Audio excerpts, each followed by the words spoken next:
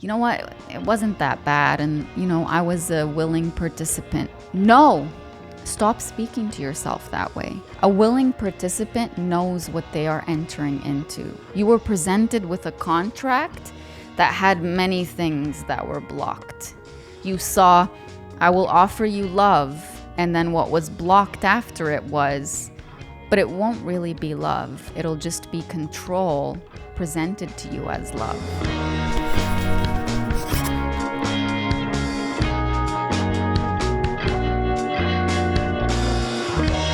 Welcome to another episode of Beyond Words with me, Najwa Zabian. I've always believed in the power of words to heal what they didn't break and to break what they had no business or right in breaking. And today's episode is on a very, very close topic to my heart. And that topic is how to move on or heal from what a narcissist did to you. I always get asked about this. It's one of the most popular questions I get. So why not create a full episode about this? The first thing I want to say is, if you did deal with a narcissist in your life, whether it was a romantic partner or a parent or a boss or a friend or an acquaintance, I just want you to sit for a moment with yourself and validate for yourself how terrible that experience was. Because everyone around you just wants to tell you, well, they're a narcissist, so who cares? Like, where that was coming from, so just move on from it. They're a terrible person. That doesn't heal you. Just knowledge of who they are doesn't heal you. It doesn't fix what they broke inside of you. It doesn't validate the pain that they caused you. If you're walking and you trip and you injure your knee and you have this big cut, if you say, oh, I tripped and it was an accident, does that heal that cut? No, it doesn't. So just because a person is a narcissist or has narcissistic tendencies, it doesn't mean that the pain they caused you and all the gaslighting and all the twisting your reality and all the things they put you through, like experiences of word salad, which we will talk about in a little bit, or the baiting or the triangulation, it doesn't mean that didn't affect you, So validate that for yourself. Take a moment to just sit with how painful that experience was for no reason other than validating that for yourself. It's not about making you feel like a victim. It's not about making you feel like your pain is a lot bigger than it actually is. No, it's about seeing it for what it is and telling yourself, damn, what I went through was terrible. What they put me through was terrible. Remember that what they offered you was not love. It was control. You thought that the love bombing and the seeing you as this incredible person and seeing you as somebody who could do no wrong and seeing you as the best thing that ever happened to them, none of that was true. I mean, they may have felt it in the moment because they projected this image onto you of being someone who could offer them so much. So they saw you as this amazing person who can anticipate their needs and this amazing person who could never do anything wrong. And they saw you as this person who's way up high on a pedestal because they saw you as someone that they could at some point and in some way control. And then what started to happen once you started pushing the boundaries a little bit? When you started saying, no, I'm not comfortable with that. When you started veering off the plot line that they had for you, what happened? You were up on this pedestal, and then they just heartlessly removed it, and you fell to the ground and crashed. That's how a narcissistic discard usually feels. It feels like it's out of the blue, but at the same time, so many things led to it that you ignored or that you told yourself, oh, but they have this ocean of love for me and this little thing doesn't really mean much. And then bit by bit, that ocean was drained and you only saw it once you were in a drought. You're like, how did I get here? You know logically how you got there. But with every single time that a little bit of that love was taken away, there was an excuse or there was an outpour of love that came up against that. And it just, told you, maybe forget about this little thing that happened. And it's bad, but you think, but I'm so fixated and attached to this love that they have to give me. I've never felt this way before. So I'm going to ignore the bad thing, as big as it might be, and see it as a small thing, minimize it because they minimize it and you care so much about what they're offering you, so you end up minimizing it too.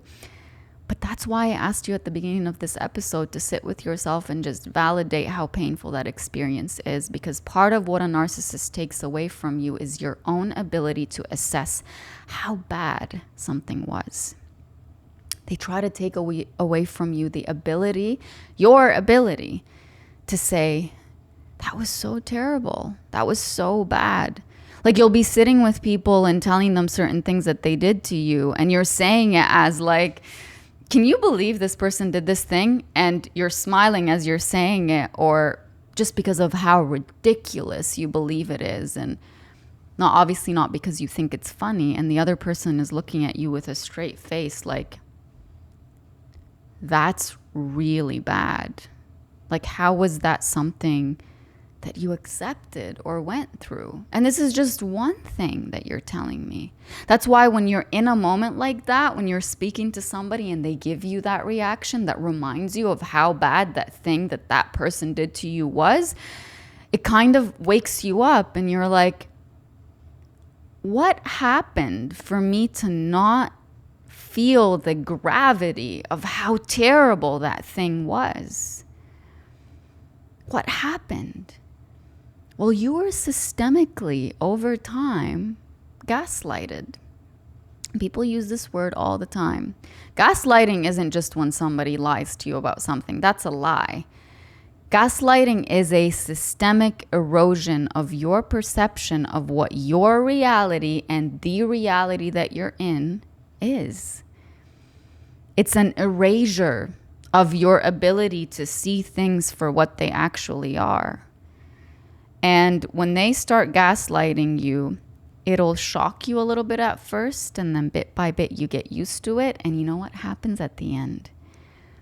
They don't even need to do the gaslighting to you.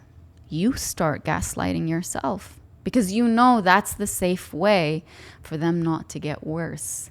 That's the safe way for them to continue giving you that love. Remember, we're talking about control versus love. What they offered you was control and not love, but they cloaked it in false image that says, this is love. They know it's control, but they're presenting it to you as love. It's like somebody twisting your arm. They're hurting you. And as they're doing it, they're looking at you with a big smile on their face and this loving look in their eyes. And they're telling you, I love you. And they're hurting you as they're doing it. And you're so fixated on their words. You're so fixated on this memory of how they used to look at you and love you and care for you. But they're hurting you at the same time. You think, but if I pay attention to the pain that they're causing me, then that look is going to go away. So you focus on what they're giving you here, what they want you to see and focus on. And this pain that they're inflicting upon you at the same time is something that you minimize. You start gaslighting yourself into believing it's not that bad. Like, I've experienced worse in the past. That's so painful. Sit with that. I know this episode is going to be so heavy, and you might cry listening to it, but that's how you heal. You release your emotions. You let them feel seen and heard by you. You give them permission to flow out of you. You give yourself permission to be angry.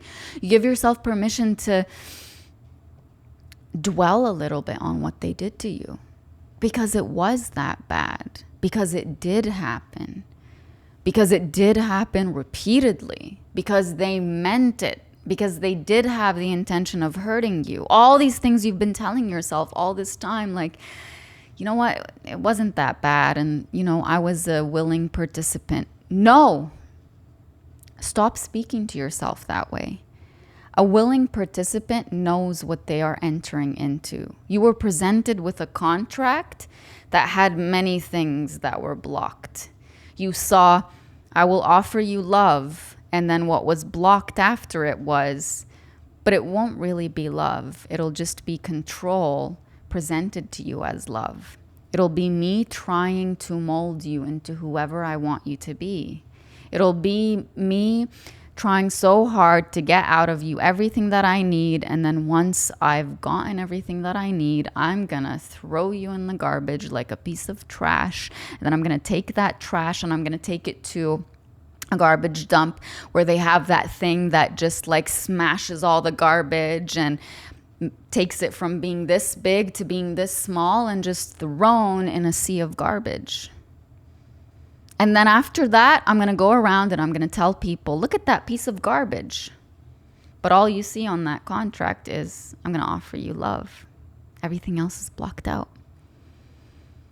I'm going to make you experience things you've never experienced in your life. You'll see that, but you won't see the part that says, and I'm going to couple all the amazing things with really terrible things so that you could disregard the terrible things and only focus on the really great things. That was blocked out in the contract. You didn't see it. Or it was written with invisible ink. Or they gave you the contract and said, you need to sign it in 10 seconds to just be in a relationship with me. That's why you hear people who are narcissistic tend to move really fast in the relationship. And yes, they end up moving on really fast too, because their focus is, where do I get my needs met? Where can I get supply? But that's why they quickly want to say, I love you. That's why they quickly want to move in together. That's why they quickly want to have these really high expectations for what the relationship is, but only you have to meet those expectations. They don't. But that's why they move really fast. It's kind of like giving you a 100-page document saying you need to sign this, but you only have a minute. Like, you either want to be with me or you don't. And if you don't sign it, then it means you don't want to be with me. And there's a part of you that's like, but I want to know what's on here before I sign it. But I really also want your love because what you've shown me so far was amazing. Right? If you can relate to this, breathe. Exhale all that toxicity that they injected into you. Every single time you remember what they did to you. They targeted you. You have to remember that. They targeted you not to love you. They targeted you to control you. The second thing I want you to remember is, and I've said this before, narcissists thrive on confusing you. The one thing they don't want you to have is clarity. That's why you ask somebody a question that's an easy yes or no answer, and you get no answer. When I talked about word salad earlier, it's like, you know how you can eat so much salad and it doesn't really fill you up? Like, it's just lettuce, tomatoes, cucumbers, and whatever dressing sauce that you have. It doesn't have the protein that you need. It's not like a filling meal, right? And you can eat and eat and eat from that meal, and you're not going to get what you're looking for. You're not going to get what your body is needing. And it's the same thing with a conversation that you have with somebody who is narcissistic, who wants to keep you confused. They will go in circles, and you will feel like you are getting absolutely nowhere. You've heard this analogy before, but it's like you call them out on this thing that they did. Maybe they cheated on you. Maybe you saw messages on their phone and he said, I saw messages with that girl and you said this to her and you guys met up here and you talked about these things that you did and you talked about that restaurant that you went to and you say the name of the restaurant and the name of the restaurant happens to be wrong and they disregard everything you just said and they say, well, we didn't go to that restaurant. Like, they focus on the most insignificant thing that you just said. Or they focus on your tone. Or they focus on when you decided to bring this up. Or they focus on something you did 5 years ago or 10 years ago or 2 days ago that made them feel a certain way, that it really was not 1% as bad as what you are bringing up to them right now.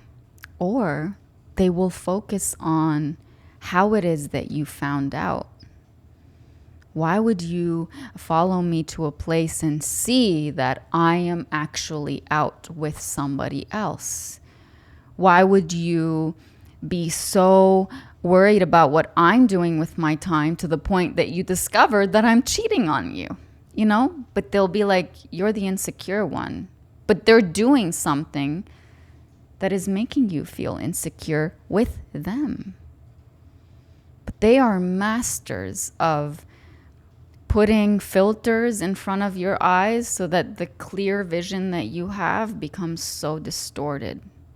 Like, think about that filter that's really popular on TikTok that distorts your features. Your eyes are in a different place and your mouth is a completely different shape and your nose is like over here and whatever. That's what they want to do with your reality, so that if you're looking ahead, you don't see what's actually there, even though you have the ability to see it.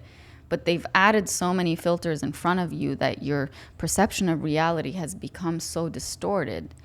And it gets to the point where you know they're doing something that's hurting you, but because of the way they've conditioned you to see all of that, you say, well, if I wasn't so insecure, I wouldn't have done the things that have led me to find out that they're doing these things.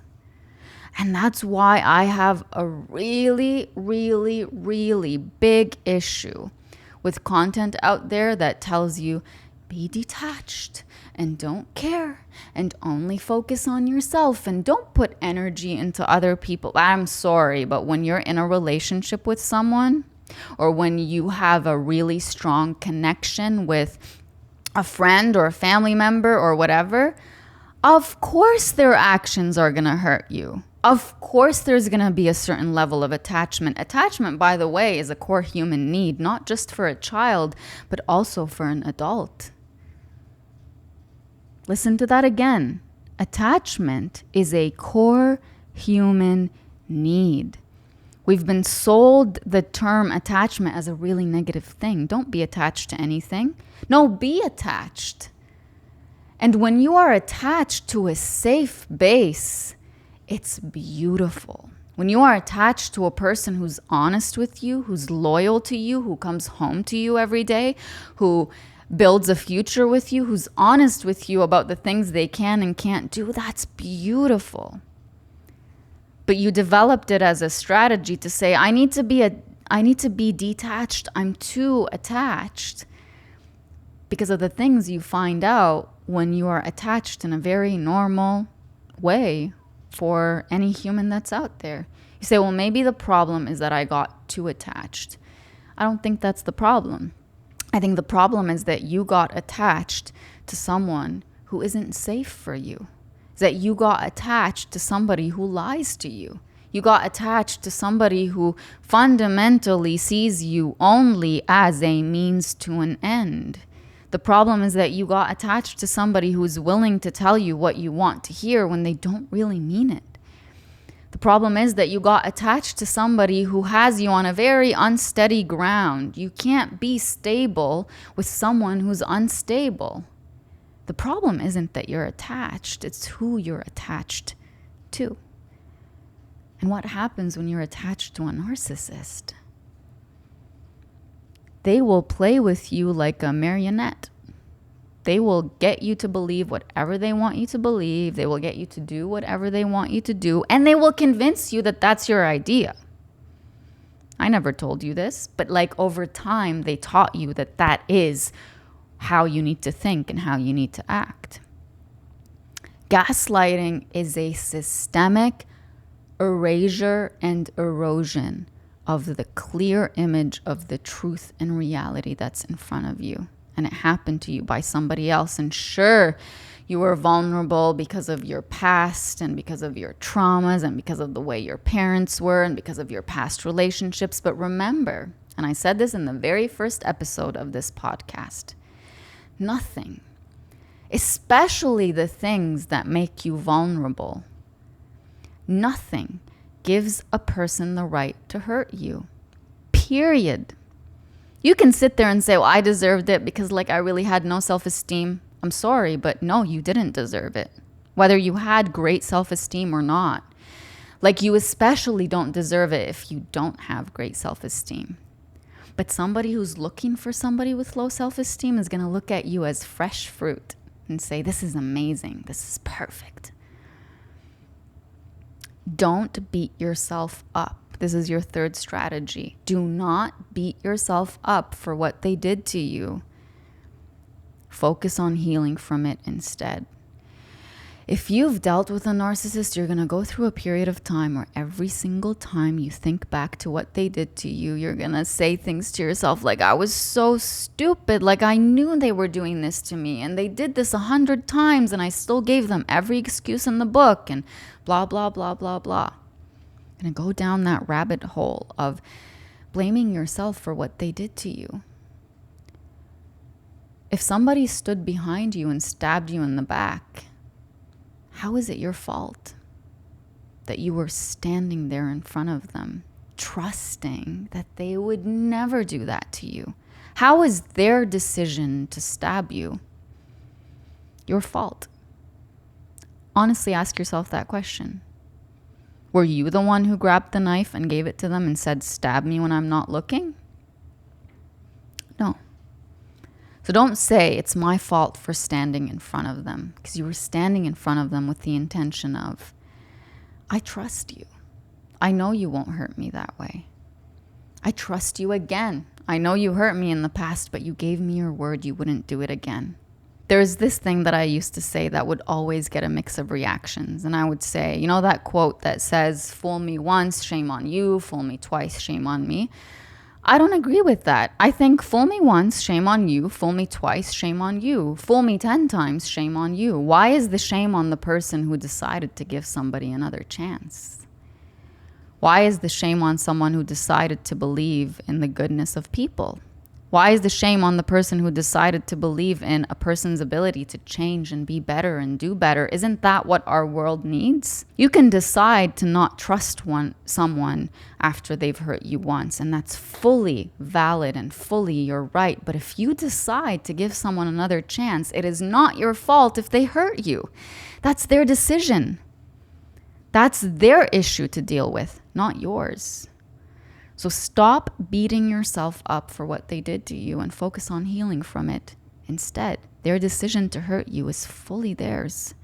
They're the ones who need to take responsibility and accountability. But you know what? With a narcissist, there is no such thing as taking accountability unless it gets them access to you again, if that's what they want. Unless it gives them continuous access to you. Yes, then they will say what they need to say to get that from you.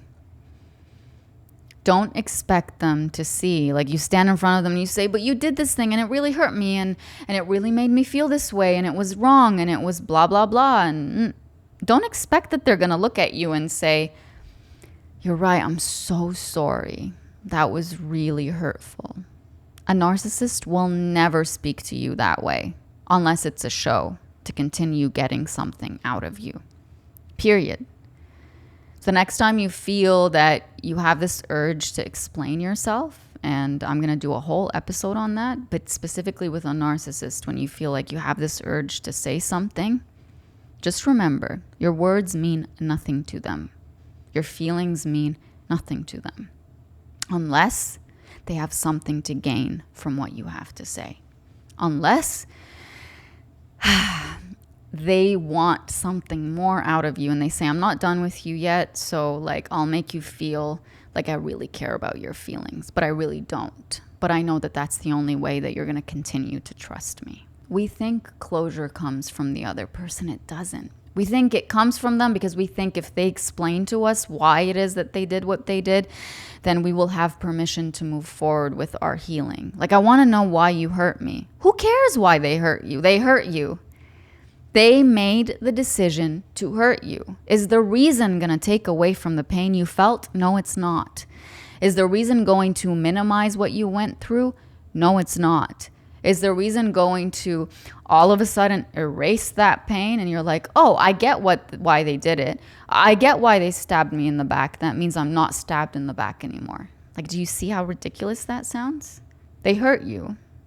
They betrayed you. They lied to you. They manipulated you. They made you look bad in front of people. That's your closure. You don't deserve that. I don't deserve that. I don't allow people in my life who continuously do this to me. That's your closure.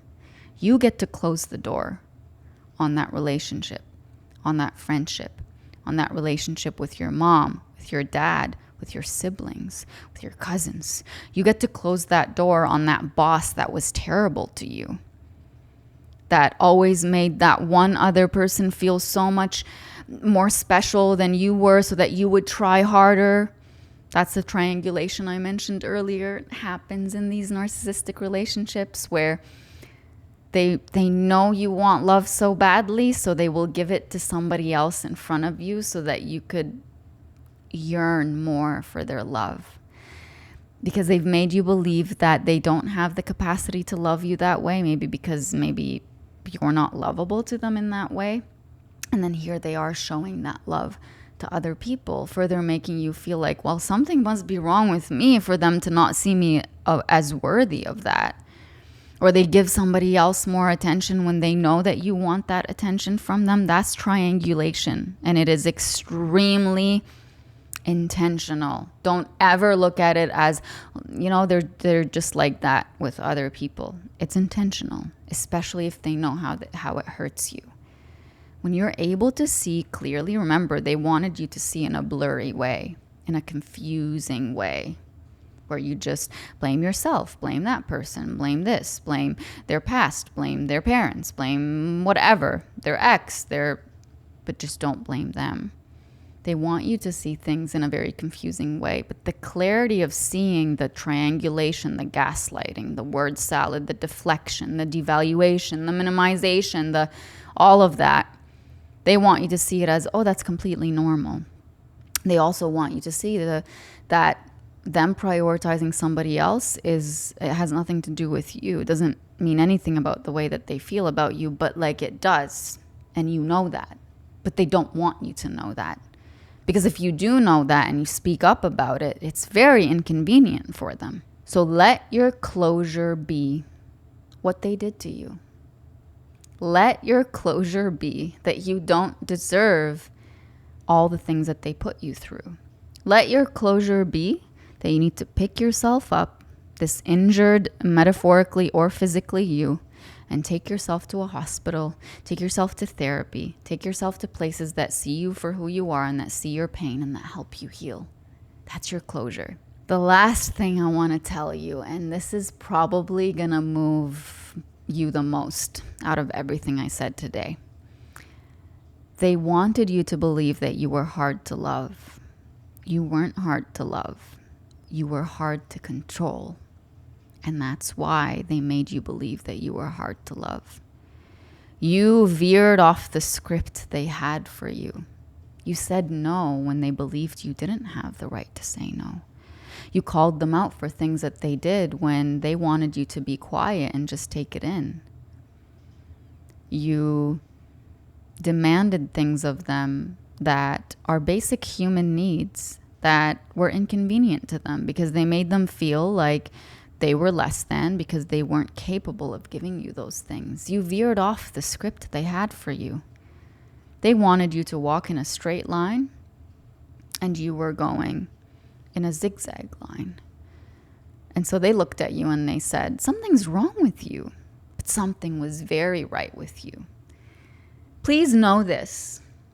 If a person who you suspect is a narcissist or has narcissistic tendencies wants you to believe that the reason they treat you badly is because something about you is so wrong that deserves that bad treatment, there must be something right about you. And more than that, there must be something right about the way that you confronted them about the things that they were doing to you. Please take that validation, write it somewhere, put it in your phone, write it on a mirror, and keep reminding yourself of that. Something is very right with you for them to have accused you of the complete opposite. They see things in black and white. You're either a supply for me or you're an inconvenience for me. You're either easy to control or you're hard to control. They don't look at you as a human being. They also don't look at you as an equal. Even though you might be up here and they're all the way down here, in their mind, it's the complete opposite. And so what they do over time is, you've seen this analogy before. It's like they have a cord that's attached to you and they keep pulling you down, down, down, down, down, down, so that you can get to their level. And then they stomp on you and they break you. And then when you're all broken, they say, well, look at you. You're not good enough for me. And you look at them and you're like, but I was like 1,000,000 times better than you. But it's not from an ego place. You're not saying it from an ego place. You're saying it from a place of knowing yourself. You believed in them. You looked past their flaws. You looked past their past. You looked past all the terrible things that they did and said, you can be a better person. I believe in you. And then they got you to a point where they're like, you're not good enough for me. That's sick. But narcissists are sick. And they have a demented view of reality. And they want you to have a demented view of reality. So that's why I want you to always remind yourself that you are not hard to love. You were not, when you were with them, hard to love. You were just hard to control. And when you see it that way, you can look at yourself, instead of saying, I'm so defeated, they broke me into 1,000,000 pieces, you can say, I have so much power within me. And that power is the power of who I am and the power of clarity that I have within. I have the ability to see things clearly. I have the ability to know when someone's really hurting me. I have the ability to know when someone's lying to me. But to survive with them, I had to curb all of those abilities because they put me in more danger. I could feel that what they were doing to me was wrong, but I knew if I spoke up about it, it was only going to get worse. So the best option was to stay silent. That doesn't take away from my power. It just means my power had to be dormant for a while. And now that I'm out of it, I can let that power shine. You're not defeated. You're just in a place where someone that you really trusted and really loved and really believed in did everything in their power to break you. And if you had the ability to be chosen by someone like that, to be broken to that extent, to ashes, to little tiny pieces where you don't recognize yourself, and you know this feeling, you get to a point where you look in the mirror and you say, I see myself, but I can't recognize myself. It's so damaging to give a narcissist access to you, but it's not shameful. Please do not shame yourself for what you went through. Their decisions to hurt you are theirs to own, and they will never own them, and you know that, but you can own your healing. You can say, I'm going to keep looking at myself in the mirror every single day and talking to myself and reminding myself of my power and giving myself all the compassion and empathy that I wished they gave me. And I'm going to do it over and over and over until one day I look in the mirror and I see myself exactly, and I gain my clarity back. You can do that. We've reached the end of this episode. I know it was a heavy one, so please give yourself some time after this to just decompress, breathe, make yourself a cup of tea, go on a walk, spend some time with someone who really loves you or cares about you, even if it's just a pet. Don't put yourself in an environment right after this that's going to invalidate everything that you just heard. Go on that high of peace that you just felt. And give yourself permission to cleanse a little bit from everything that you went through. I'm going to remind you to share this episode with someone who you feel can really benefit from it, or maybe someone who doesn't understand what you went through and you think that this will help them understand. I would absolutely love it if you sent me some feedback. If there's more specific topics you want me to talk about when it comes to narcissism, email me, DM me, leave a comment on the video or anywhere you're streaming this podcast and let me know, and I will make sure to have an episode on that. I hope this episode and these words inspired you to find healing beyond words. And until next time, have a lovely day.